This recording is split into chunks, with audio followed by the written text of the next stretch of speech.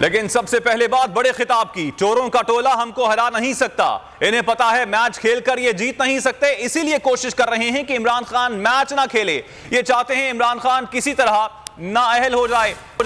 कप्तान की पेशावर में घन गरज, जलसे से खिताब में कहा, इन चोरों की मौजूदगी में कौम की इज्जत नहीं हो सकती। ये हुकूमत गिरा के एनआरओ लेना चाहते थे, जो ले लिया। चेयरमैन पीटीआई ने कहा कि इत्तेहादियों को डर था इमरान खान रह गया तो ये जेल में चले जाएंगे।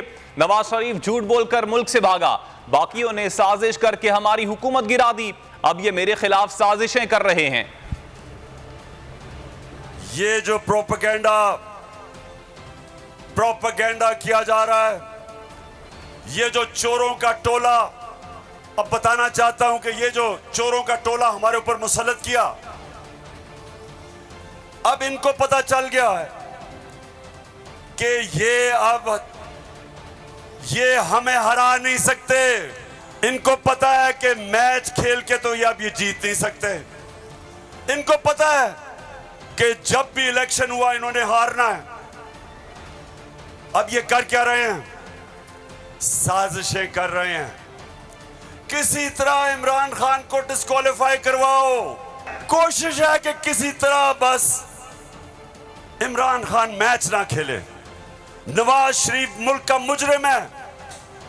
अरबों रुपए की प्रॉपर्टीज बाहर इसकी पैनामा में पकड़ा गया, सजा हुई इसको। झूठ बोल के मुल्क से बाहर भागा कि इमरान खान एहतसाब ना कर दे।